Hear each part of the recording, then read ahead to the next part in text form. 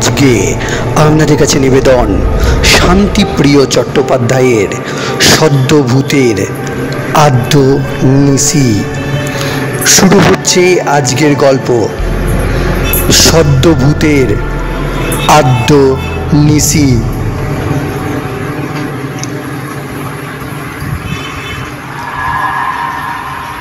ধাক্কাটার জোর ছিল খুব, মাথাটা ঘুরিয়ে দেবার পক্ষে যথেষ্ট।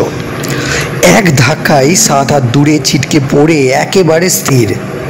ভেতরে ভেতরে সব ভেঙে চুরে খান খান হয়ে যাবার ছটফটানি, তাও একটুখানি। সেটা থামতে বেরিয়ে পড়লাম। চমৎকার হালকা লাগছে নিজেকে, অসম্ভব চটপটে। মাথা ধরা সেরে গেছে, ঘাড়ের ব্যথা নেই, কোমরে খচখচ করছে না, বুকে অম্বলের জ্বলুনি নেই। সব ব্যথা অসুবিধে একসঙ্গে মিলিয়ে গেছে। বুঝলাম এখন আমি সত্যিকারের মুক্তি লাভ করেছি। ট্রেনটা চলে যেতে লোকজন দৌড়ে আসছে।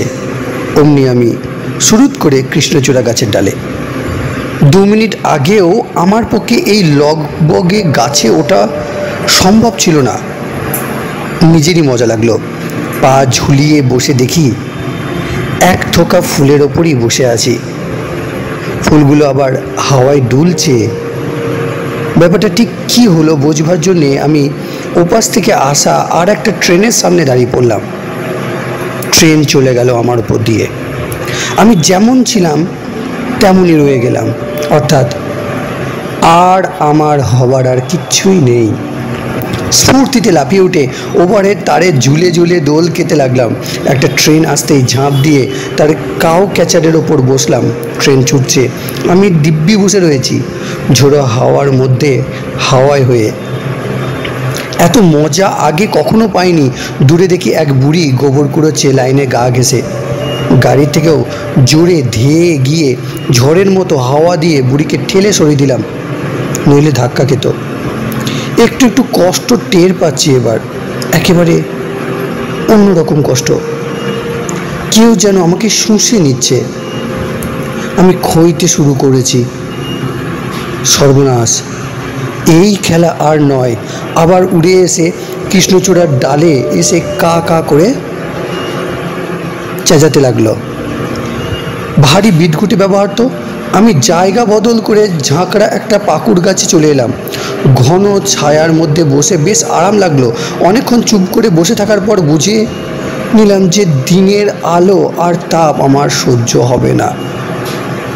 অন্ধকার না হওয়া পর্যন্ত আমাকে মুখ লুকিয়ে বসে থাকতে হবে। আমি কি নিশাচর হয়ে গেলাম? তা কেন, আমি এখন ভূত।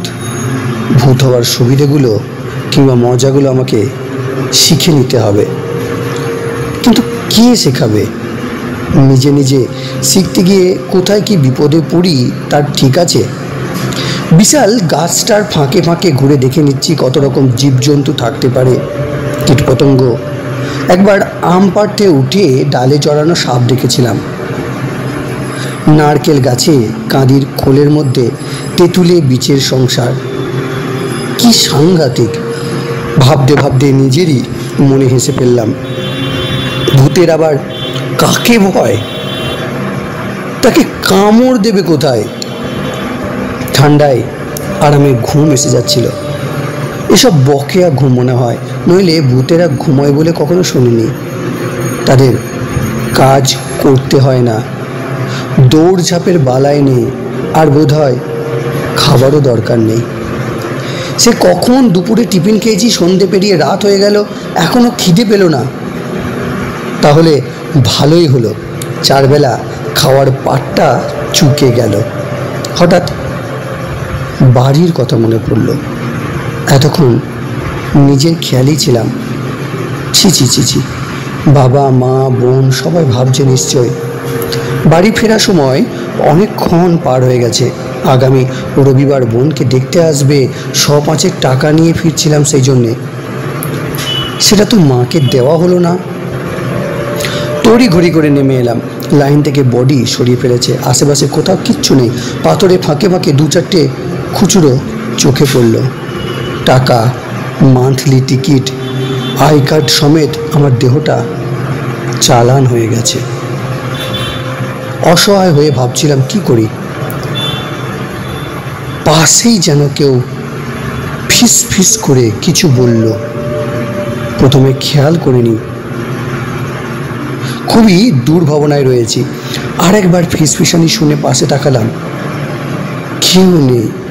অন্ধকার রেল লাইনের ধারে আমি একলা। একটু দূরে প্ল্যাটফর্মে আলো দেখা যাচ্ছে।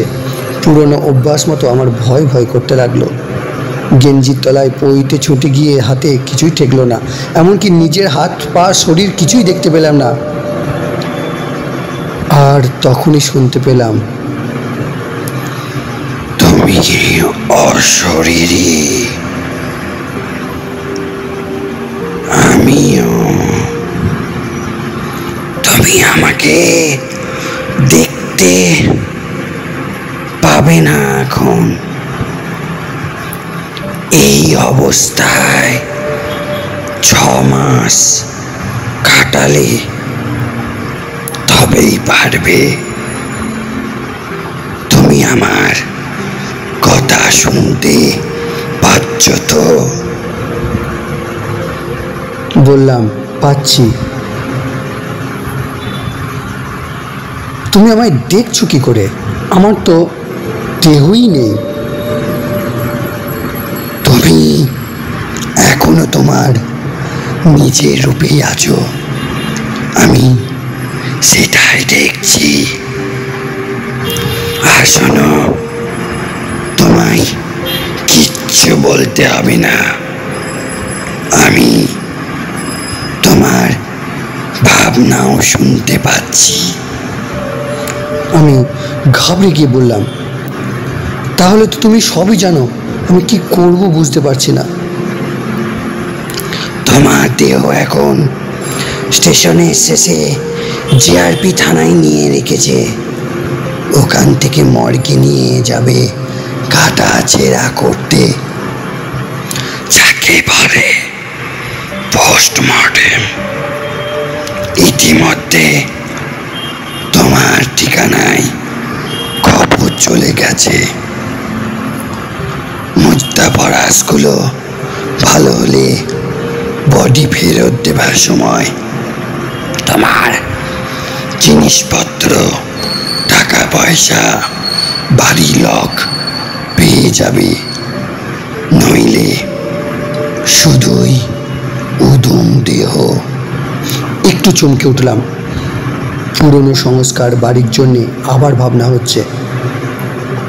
তোমাকে ভালো বলে মনে হচ্ছে। বলো তো, আমি এখন কি করি, কোথায় যাই? যদি খুব ইচ্ছে করে একবার বাড়ি যেতে পারো, যাবার পথে থানা ঘুরে যেও। বাড়িতে খবরটা পৌঁছেছে কিনা জানবার চেষ্টা করো। তুমি আমার সঙ্গে চলো না? তার উপায় নেই, তুমি নিজেই সে কথা বুঝতে পারবে। রাত থাকতে থাকতে ফিরে এসো। কেন ফিরে আসবো? কেন? সহ্য করতে পারবে না?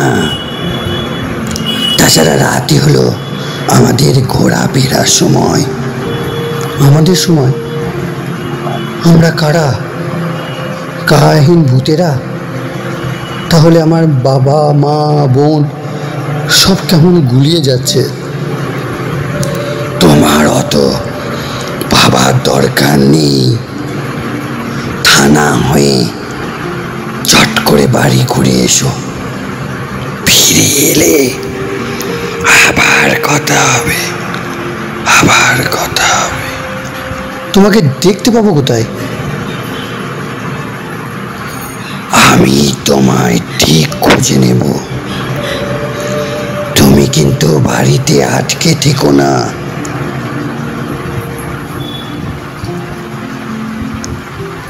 কথাটা মাথায় ঢোকার আগেই আমি সাত করে স্টেশনে এসেছে। ছেঁড়া চট জড়ানো বাঁশে আষ্টে পিষ্টে বাঁধা একটা শরীর খোলা প্ল্যাটফর্মে পড়ে আছে। ভেতরে একজন ফোন করে আমাদের পুলিশ থানায় কথা বলছে। তার সামনে টেবিলে আমার হাতঘড়ি, টিকিট, আই কার্ড, কিছু খুচরো টুকরো কাগজ, এইসব।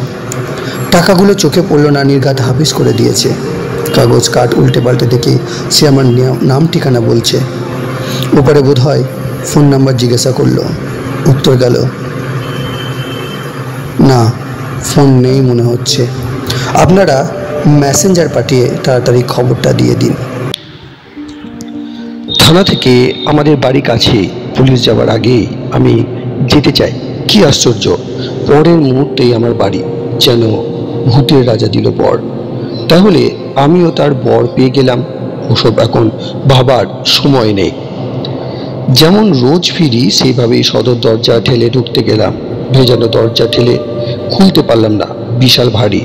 অগত্যা খোলা জানালা দিয়ে চলে এলাম সোজা ঘরের ভিতরে। বাবা বিছানায় বসে টিউবলাইটের আলোয় কাগজ পড়ছে। আলোটা আজ খুব জোরালো মনে হলো। লো ভোল্টেজের জন্যে অন্যদিন এই সময় মিনমিন করে। কাছে এগিয়ে গেলাম, হাওয়া লেগে কাগজটা নড়ে গেল। সেটা হাত দিয়ে চেপে ধরে বাবা একবার আমার দিকে তাকালো, চশমাটা ঠেলে তুলে নিয়ে আবার কাগজ পড়তে লাগলো। আমাকে দেখতেই পেল না। আমি বললাম, বাবা শুনছো? বাবা, আমি ট্রেনে ধাক্কা খেয়েছি। বাবা শুনতেও পেল না, কিন্তু কেমন অবাক হয়ে ঘরের চারপাশটা দেখতে লাগলো। পাশে ঘরে গেলাম। এখানে মা আর বোন থাকে, মা নেই, মনে হয় রান্না করে। বোন একা একা বসে টিভি দেখছে, পোর্টেবল সাদা কালো টিভি। বাংলা সিরিয়াল চলছে এক আকাশের নিচে। আমিও কাজ থেকে ফিরে একটা জিনিস করি, সেটা হলো রোজ বোনের সঙ্গে সেটা দেখি। ছবিতে এখন তার গভীর মনোযোগ। আমি পাশে বসে ওর চুলটা টেনে দিলাম।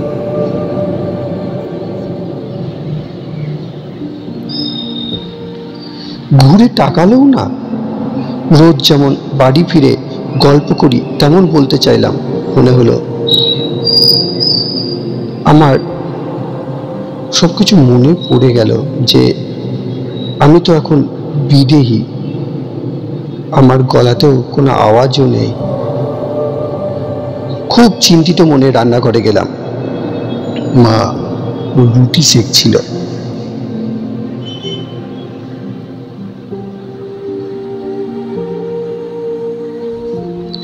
আমি ভেতরে ঢুকতে স্টোভের নীলচে আলো দুলে গিয়ে লাল হয়ে গেল। মা জাল নামিয়ে নিয়ে দরজার দিকে তাকালো। আমি মায়ের গা ঘেঁষে বসে পড়লাম। আলোর শিখা আবার একবার নেচে উঠে স্থির হয়ে গেল। মা রুটিটা উল্টে নিয়ে ফুলাতে লাগলো। মা নিশ্চয়ই আমার জন্য রুটি বানাচ্ছে। মা তো আর জানে না। খুব ইচ্ছে হলো মাকে জড়িয়ে ধরি। এক ঝলক বাতাসের মতো মাকে ঘিরে বসে রইলাম। আমার অস্তিত্ব মা টের পাচ্ছে না। একবার শিউরে উঠলো যেন। আমার স্পর্শের বাতাস কি মা বোঝেনি? কেবল উদ্বিগ্ন চোখে থেকে থেকে দরজার দিকে তাকাচ্ছে। আমি বুঝতে পারছি না আমার বাড়ি ফেরার শব্দ শুনবার জন্য উৎকণ্ঠ কিনা। সেই আমি নই। মায়ের কানের কাছে ফিস ফিস করে বললাম,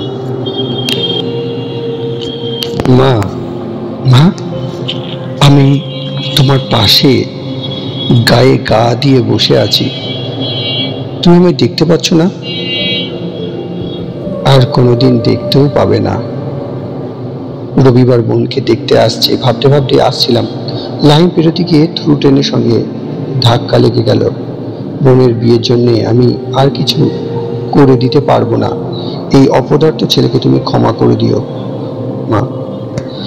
মায়ের দুপাশে প্রণামের পরশ বুলিয়ে খুব ধীরে ধীরে বেরিয়ে বাবার কাছে এলাম। অশক্ত রোগ জীর্ণ বাবাকেও প্রণাম করলাম। আমার ভীষণ কান্না পাচ্ছে। নিজের ঘরে বসে খানিক্ষণ কাঁদলাম। আমার এখনকার কান্নায় চোখের জল বেরোয় না। নিজের প্রিয় জিনিসপত্র বই খাতার উপর কায়াহীনের অস্থির হাওয়া বুলিয়ে বুলিয়ে টেপ রেকর্ডারের কাছে এসে থমকে গেলাম। এতে বোনের গাওয়া গান আছে, বাবার গলা আছে, মায়ের পাঁচালি পড়া আছে, আমার আবৃত্তি আছে, নজরুল, রবীন্দ্র, জীবনানন্দ, শক্তি, জয় গোস্বামী আর আমার নিজে। এখনই খবরটা চলে আসবে, তারপর যে কি শুরু হবে আর সইতে পারা যাচ্ছে না। হাওয়ার দোলাতে এত কষ্টের বোঝা আটাতে পারছি না, উষ্ণে উবে যাচ্ছে ভেতর থেকে। হিমশীতল কুয়াশার মতো ঘন হয়ে পড়ছে একটু একটু করে। বোনের মাথায় আশীর্বাদের ছোঁয়া বুলিয়ে তাড়াতাড়ি বেরিয়ে পড়লাম। বোন জানালাটা বন্ধ করে দিল। আমার ছোঁয়াতে তার শীত ধরে গেছে হয়তো। ঠিক তখনই দরজায় পুলিশ। আমি আর অপেক্ষা করতে পারলাম না। পথের দূরত্ব বলে এখন কিছু নেই আমার। এই এখানে, ওই ওখানে, আবার সঙ্গে সঙ্গে সেখানে। অকুল স্থলে পৌঁছতেই পণ্ডিতের গলা,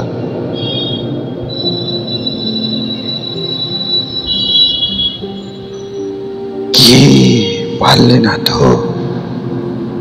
এখন আমাদের সবকিছু সহ্য করার শক্তি নেই, বুঝেছ? আমি কথা বলতে পারছি না। আগের আমি আর এই আমি কত তফাৎ। আগের প্রতিটি সেকেন্ডের ঘটনা এখনো আমি মধ্যে ভরপুর, অথচ এই আমি এখন কাদের? আমার কাজ কি? এই আমার মধ্যে কি ক্ষমতা আছে? প্রথম প্রথম এমন হবে, শুনতে পাচ্ছ তো? চলো ওই গাছটায় কি বসি। আমার মন খারাপ না শরীর খারাপ, কোনটা? হাওয়া কাটা হা হা হাসিতে গাছটা দুলতে লাগলো কিছুক্ষণ। পাখালিরা ডানা ঝাপটাতে লাগলো, তার সঙ্গে বিকট ডাকাডাকি। আমি আস্তে আস্তে নিজের ভূতাবস্থায় ফিরে এলাম। হাসি থামতে আবার সব চুপচাপ। বললাম, ও কেমন হাসি? আওয়াজ নেই, দমকা ঝড়ের মতন। এবার হালকা হাসি, তাতেও একবার আমার দোলা লাগলো। সে বলল, ওসব ছাড়ো, তুমি এখন অধিকার নও। ওদের সঙ্গে তোমার কোনোভাবেই আর মিল হবে না। তুমি আলাদা, তারা আলাদা। এখন বিশ্রাম নাও। আমি যাই একটু চক্কর দিয়ে আসি। হুঁস করে একটা বাতাস বয়ে গেল। আমি গাছের পাতায় এলিয়ে শুয়ে পড়লাম। ঘুটঘুটে অন্ধকারে অবিরাম ঝিঝির ডাক, পাখিদের নড়ে চড়ে বসার শব্দ। কিছুক্ষণ পরে পাশে অন্য একটা গলা পেলাম। তুমি আজ নতুন এসেছো না? ধরপড় করে উঠে বসে কাউকে চোখে পড়লো না। 6 মাস না গেলে দেখতে পাবো না, আন্দাজে বললাম। হ্যাঁ, এই আজ বিকেলে। জানি, দেখেছি। দেখেছো? সত্যি বলছো? দেখেছো? কি দেখেছো? সব। তুমি লাইন দিগছিলে, ছিটকে পড়ে গেলে। দেখলে অথচ বাঁচালে না কেন? রাগে আমার গা গরম হয়ে গেল। বাঁচাবো কি করে? বাঁচানো যায় নাকি? তুমি কিছু জানো না? জানি না, জানতে চাইও না। যাও, যত সব ভুতুড়ে কাণ্ড। আহা আহা, রাগ করছো কেন? তুমি আজ আসবে সেও তো আমরা জানতাম। না হলে দেখো, পণ্ডিত ওখানে ছিল কেন? পণ্ডিত? সে আবার কে? সে কি গো, এই তো এতক্ষণ যার সঙ্গে ছিলে। তাই বললো? ওর নাম তাহলে পণ্ডিত?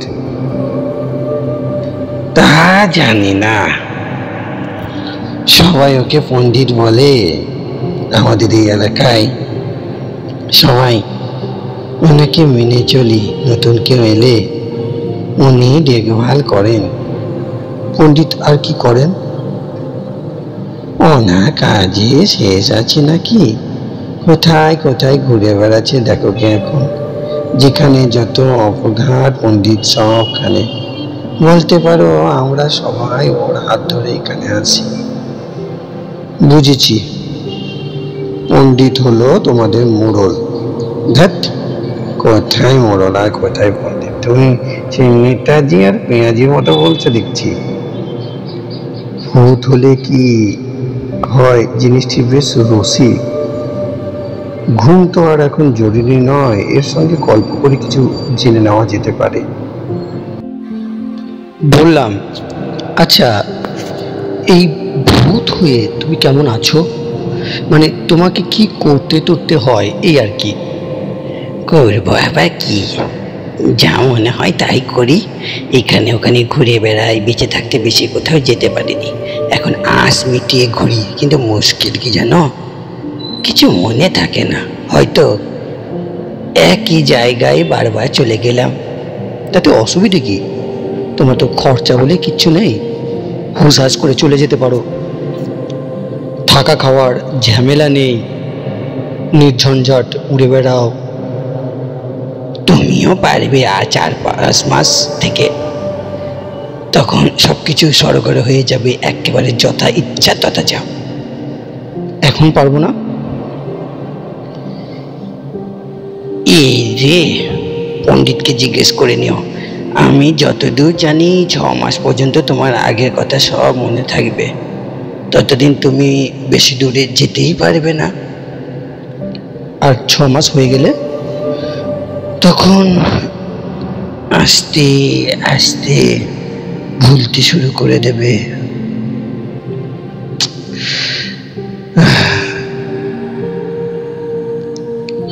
তখনই তুমি সত্যিকারের এই দলে মিশতে পারবে, বুঝেছ?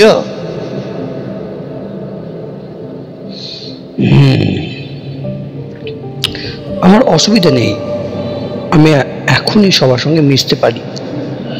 অসুবিধে আছি, তুমি আমাদের কাউকে দেখতে পাবে না এখন, তার মানে কাউকে চিনবেও না। না চিনলে মিশবে কি করে? ঠিক বলেছ। এখানে তোমার মতো আরো কেউ আছে? অনেক আছে, ডাকবো নাকি? ডাকতে পারো। আচ্ছা থাক, পরে হবে, আমার এখন মন ভালো নেই। থাক তবে, আর কদিন যাক। তোমার এখন ওপরের সঙ্গে টানা হেঁচড়া চলছে। ঠিকই ধরেছ। আচ্ছা বলো তো, আমার পকেটের টাকাগুলো কোথায় গেল?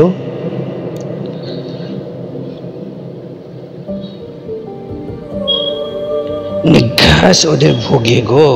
ইয়ার কি, কত খাটুনি রোজগার নিয়ে নিলেই হলো? প্রমাণ তো কিছু নেই, ফাঁকা বলে সবাই নিজের করে নেয়। আমারও যেত নেহাত খানিক জ্ঞান ছিল, তাতে ইচ্ছে না একজনকে বলতে পেরেছিলাম, সে বের করে নিয়ে বাড়িতে পৌঁছে দিয়েছিল। এই যে বললে কিছু মনে থাকে না, এটা কি করে বলতে পারলে? মাঝে মাঝে 2-1 কথা মনে পড়ে যায়। তা তুমি এক কাজ করো, রাতটা থানার কাছাকাছি থাকো, যদি উদ্ধার করতে পারো। কি করে উদ্ধার করব? আমার তো হাতই নেই, কোনো জিনিসটাই ধরতে পারবো না। আহা, তার জন্য আর ভাবনা কি? বরঞ্চ সুবিধা, ভাগ বাড়াটোয়ারা তো এই হবার হবে। সারাদিনের জমা, সে সময় ঝড় তুলে উড়িয়ে নিয়ে এসো, এনে কোনো গান্ডায় ফেলো, তারপর একটা উপায় করা যাবে। ঝামেলা তো রয়েই গেল, কান্ডাতেই পড়ে পড়ে পচবে নোটগুলো। তা কেন, পণ্ডিত পারে। সে মাঝে মধ্যে মানুষের বেশ নিয়ে লোক সমাজে ঘোরাঘুরি করে। তুমি বললে ও তোমার বাড়ি দিয়ে আসতে পারে। অবশ্যই পণ্ডিত কি করবে সেটা পণ্ডিতই জানে। মতলবটা পছন্দ হলো। এই ভূতটা বেশ চালাক আছে, পরে কি হবে কে জানে। উপস্থিত একটা চেষ্টা করা যাক। বললাম, চলো তাহলে দুজনেই যাই। তাহলে দাঁড়াও একটু, বউকে বলে আসি। অবাক চোখে ওকে দেখতে চাইলাম। ঘুটঘুটে অন্ধকার, কিছুই দেখা যায় না, সবই অদৃশ্য। সে নিজে থেকেই বলল, আমার বউ আমি চলে আসার মাস 3 মধ্যে সে ওইখানে। এখন দুজনে আবার একসঙ্গে রয়েছি। ব্যাপারটা জমলো ভালোই। এত ভয় লোকগুলো জীবনে পায়নি। দরজা ভিজিয়ে ভাগাভাগি হচ্ছিল। 4টে ভাগ হয়ে যেতে গার্ডার দিয়ে বান্ডিল বানালো। টেবিলের ওপর 4টে নোটের বান্ডিল। এবার যার যার পকেটে ঢুকে যাবে, আর দেরি নয়। আমাদের দুজনের জোর মিলে ঘরে হঠাৎ ঘূর্ণি তৈরি হলো। দরজা জানালা ফটাফট খুলে হাট। টাকার বান্ডিলগুলো হাওয়ায় উঠতে উঠতে টেবিল থেকে বেরিয়ে এলো। লোক চারটে ওডি মুড়ি করে ছুটে আসছিল। চালাক বলল, তুমি টাকা সামলাও, আমি ওগুলোকে দেখছি। ঘূর্ণিটা দুভাগ হয়ে গেল, এক ভাগ সামনে আর অন্য ভাগ ঘুরে গিয়ে ঘরের দিকে। লোকগুলো ওলট পালট খেতে খেতে ঘরের মধ্যে জড়াজড়ি হয়ে পড়ে রইল। দরজা জানলাগুলো বন্ধ হয়ে গেল ঝপাঝপ। ভেতরে কনকনে ঠান্ডা হাওয়ায় তারা ঠক ঠক করে কাঁপছে। ওরই মধ্যে একজন লাফিয়ে উঠে পিস্তল বার করতে যাচ্ছিল। উঠে বসতে না বসতেই টেবিলটা সাঁ করে ঠিকরে এসে তার কপালে, তক্ষুনি অজ্ঞান। এইসবের পর আমি টাকার বান্ডিলগুলো উড়িয়ে উড়িয়ে পুরনো একটা তারের জয়েন্ট বাক্সের ভেতর একে একে এনে ফেললাম। ভেতরে একটা সাপ শুয়েছিল কুণ্ডলি পাকিয়ে। সেটা হকচকিয়ে গিয়ে বেরিয়ে পড়তেই বান্ডিল কটা বেশ গভীরে ঢুকে গেল। চট করে কারোর নজরে পড়ার কথা নয়, এর ওপর সাপটা আবার নিশ্চয়ই ফিরে এসে শোবে, নিশ্চিত ব্যবস্থা। জায়গাটা ভালো করে চিনে রেখে চালাককে ফিরিয়ে আনতে গেলাম। দুজনে মিলে আবার কিছুক্ষণ মজা করে হুটোপাটি সেরে ফের গাছের অন্ধকারে একটা মেয়েলি গলার স্বর শুনতে পেলাম। গলা বলা ভুল, স্বর।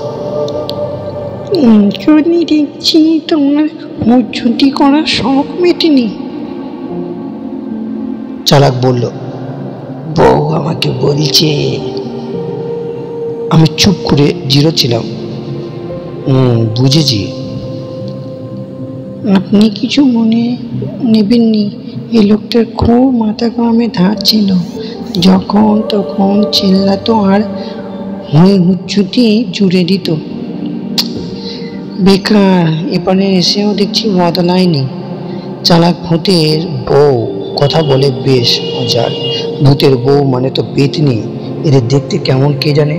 পেতনি বলল, এই কদিন আগে ভাসুরকে কড়কি দিয়ে এসেছে, তার আগে ঠাকুরপোকে পচা ডোবায় নাকানি চুপানি খাইয়ে দিয়ে এলো, আমাকে জানাচ্ছিল বলে। আখেরে লাভের লাভ কিছুই হলো না। ক্ষতি তো কিছু হয়নি, একলা বিধবা পেয়ে তোমার উপর জুলুম চালাচ্ছে দেখলে হাতকার সহ্য করা যায় না। তুমি নিজেই চলে এলে, নইলে কি ওদের তুমি চেনো না? জীবন থাকতেই পারলে না। ভূত পেতনি ঝগড়া লেগে যাবে নাকি? আমি রসিকতা করলাম, স্বভাব যায় না মূলে। ওদের কাউকে আমি দেখতে পাচ্ছি না, তবু কথাবার্তায় দিব্যি অংশ নিচ্ছি। সমবেত হাসি গাছটাকে আবার দুলিয়ে দিল। রুটি বলল, ইনি ভালো। সেই জন্যই তো নতুন বন্ধুর জন্য একটু লড়ে নিয়ে এলাম। সে আর বলতে। আমি চুপি চুপি গিয়ে দেখে এসেছি। ভারী হুলস্থুল বাঁধিয়ে দিয়েছিলে কিন্তু। তুমি আবার থানায় যেতে গেলে কেন? কত আজে বাজে ব্যাপার ঘটে ওখানে। এখন আমারও ভয় কেটে গেছে। কোনদিন আমিও ভিড়মি খাইয়ে দিয়ে আসবো হতচ্ছাড়াদের। গল্প বেশ জমে উঠেছে। এদিকে রাত শেষ হয়ে এলো কিনা বুঝতে পারছি না। ঘড়ির সঙ্গে সম্পর্ক চুকে গেছে বহুক্ষণ। হাতই নেই তো আবার হাত ঘড়ি। এই অন্ধকারের রাজত্বে সময়ের কি কোনো দরকার আছে? এপারের সময়সীমা আলো ফোটা পর্যন্ত। স্টেশন চত্বর শুনশান। প্রথম ট্রেন ঢুকবে ভোর 4টেই। পণ্ডিত এখনো এলো না। তাকে সব বলে রাজি করাতে হবে। ভিতরে ভিতরে আবার একটা ছটফটানি। বাড়ির লোকেরা এখন কি করছে কে জানে। একবার কি দেখে আসবো? বউটি বলল, হিংসা শোনো না, ওনাকে একটু কোথাও ভালো জায়গায় বেরিয়ে নিয়ে এসো না, মনটা ঠিক হতো। কেমন নেতিয়ে আছেন দেখছো না? মন্দ বলনি, চলো শহরের ভেতরটা দেখে আসি। দুজনে হুস করে ভেসে পড়লাম। জামা জুতো পরা নেই, মাথা আঁচড়ানো নেই, পকেটে টাকা পয়সা নেবার দরকার নেই, কোনো কিছুরই বলার নেই। ইচ্ছে মতো নিজেকে হাওয়ায় ছেড়ে দিলেই হয়। এত রাতেও কিছু কিছু বাড়িতে আলো ঝলমল করছে। উৎসব বাড়ি, হোটেল, হাসপাতাল, নদীর ওপর দীর্ঘ সেতুতে আলোর মালা। কোথাও কোনো এক ঘরে ছাত্র রাত জেগে পড়াশোনা করছে, কোনো মুমূর্ষু রোগীর পাশে তার স্ত্রী, ছেলে, মেয়ে অতন্দ্র। শহরের প্রান্তে একটি বড় গেটওয়ালা বাড়িতে অনেক মানুষের সমাগম। গেটে দুজন সহস্র ও সশস্ত্র প্রহরী। সাধারণ কটা মাত্র আলো, লোকজন নিঃশব্দে চলাফেরা করছে। নামি কোনো ব্যক্তি মারা গেলেন নাকি? চলো দেখে আসি। ভেতরে ঢুমাতেই বুঝলাম গতিক সুবিধে নয়। বাড়ির মাঝখানে বিশাল এক হল ঘরে আরো অনেক লোক। তাদের সাজ পোশাক, ধরন ধারণ খুবই সন্দেহজনক। হলের চার কোণে চারজন কড়া চেহারা জোয়ান লোক আধুনিক বন্দুক তাক করে পাথরের মূর্তির মতো দাঁড়িয়ে। মনে হয় খুব জরুরি কোনো মিটিং চলছে। অনেকক্ষণ ঘুর ঘুর করেও কিছু আঁচ করতে পারলাম না। এত গোপনীয়তা দেখে সন্দেহ হলো, এরা সন্ত্রাসবাদী নয় তো? সাংঘাতিক কোনো মতলব ভাঁজতে এখানে এসে জড়ো হয়েছে। মনে হতেই রাগে আমার গা গম গম করে উঠল। এদের ঠেকাতেই হবে। চালাককে নিয়ে বাইরে এসে ল্যাম্পপোস্টের মাথায় ইলেকট্রিকের তার দোলাতে লাগলাম জোরে হাওয়ার দাপটে। দুটো তার ঠোকাঠুকি হতেই সব অন্ধকার হয়ে গেল। ভেতরে চাপা হল্লা আর দুধদার শব্দ মোটামুটি ভেস্তে দেওয়া গেছে। আজ আর কিছু হবে না এদের। বাড়িটা চিনে রেখে দুজনে আবার ভাসতে লাগলাম। শহরের শেষ সীমানা নদী, তার তীর ঘেঁষে বিশাল এক মন্দির, গায়ে লাগানো চমৎকার এক ঘাট, সবই জনহীন। নদীর ঘাটে নেমে বসলাম। এই নদী আমার মফস্বল শহরের পাশ দিয়ে বয়ে গেছে। কত সাঁতার কেটেছি এর বুকে, নৌকা বেয়েছি, বেশ শান্ত হয়ে আসছিল মনটা। শুনতে পাচ্ছ? চালাকের কথা ভুলে গেছিলাম, নিজের কথাও। এমনকি আমি যে এখন ভূত সে কথাটাও। চমকে ঘাড় ঘুরে বললাম, কি? শোনো, মন্দিরের ভেতর কেউ ঢুকেছে, ভালো করে শোনো। ভূত হওয়ার পর শোনা আর দেখার ক্ষমতা বেশ বেড়েছে। কান পাততেই মৃদু ঠুকঠাক খসখস শব্দ। চালাক উত্তেজিত স্বরে বলল, খুব ছোট ছোট দুটো আলো দেখতে পাচ্ছ লোহার গেটের ফাঁক দিয়ে? তার মানে দরজা খোলা। চলো তো দেখি। অবাক কাণ্ড! মন্দিরের দরজা খোলা হয়েছে তালা ভেঙে, লোহার গেটের শিকলটাও কাটা। ভেতরে দুজন লোক ছোট ছোট টর্চ জ্বালিয়ে দেবীর গা থেকে সোনার গয়না সব খুলে নিয়ে একটা ব্যাগে ভরছে। আর একজন গেটের বাইরে পিস্তল হাতে পাহারা দিচ্ছে, তার মুখে জ্বলন্ত সিগারেট। আমি হতভম্ব হয়ে গেছিলাম। জাগ্রতা মায়ের গায়ে হাত, চোরগুলোর সাহস বলিহারি। চালাক আবার চমকে দিল, দাঁড়িয়ে আছে কেন? এগুলোকে ভাগাতে হবে না? আমি থতমত খেয়ে বললাম, হ্যাঁ হ্যাঁ হ্যাঁ। কিন্তু মা সহ্য করছেন কি করে? আরে মানি যেই তো আমাদের এখানে আনলো, চটপট খেল শুরু করো। মায়ের মন্দিরে ঘূর্ণি তোলা কি ঠিক হবে? খুব ঠিক হবে, মা তাই চাইছে। তবে শুধু ঝড়ে এখানে পারবে না, আগুন চাই। তুমি সেটা দেখো, ততক্ষণে আমি এদের হাত চারটে অসাড় করে দিই।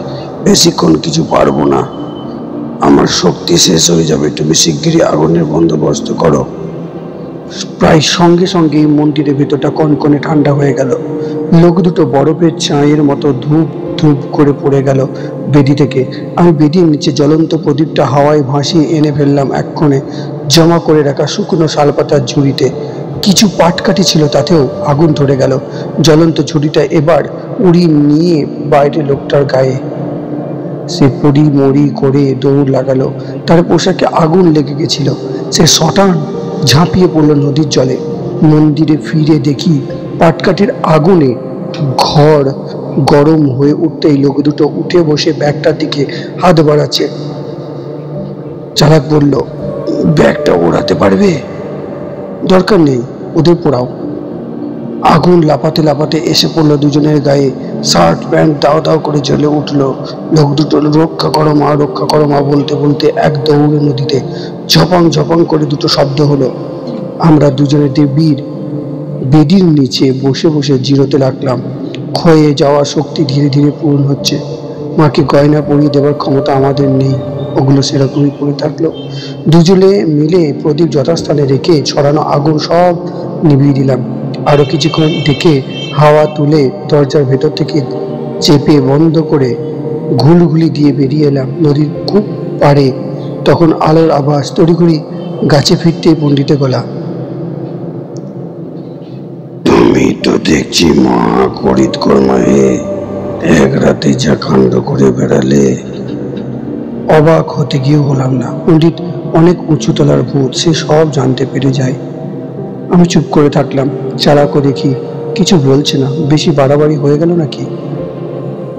এমনই তো চাই, এতদিনে একটা ভালো জুটি পাওয়া গেল। কাল থেকে তোমরা দুজনে আমার সঙ্গে বেরোবে। একটু থেমে আরো গলা চড়িয়ে বললেন, কি কামি, তোমার আবার একলা একলা ভয় করবে না তো? না বাবা, আমার ভয় কেটে গেছে। বলেন যদি আমিও সঙ্গে যেতে পারি। এক্ষুনি দরকার নেই, সময় মতো ঠিক কাজিয়ে নেব। হাওয়ার ছোট্ট এক ঝাঁকুনিতে বুঝলাম এবার আমাকে বলছেন, তোমার জন্য একটা ভালো নাম ঠিক করে রেখেছি, দাহ হয়ে গেলেই জানিয়ে দেব। আর হ্যাঁ শোনো, তোমার কাজ হয়ে যাবে, মন খারাপ করে থেকো না। ভূত হয়ে পড়ার জন্য বিকেল থেকে যে মন খারাপ ছিল, ভূত হওয়ার মজা বুঝতে পেরে এখন সেটা বেমালুম উবে গেল।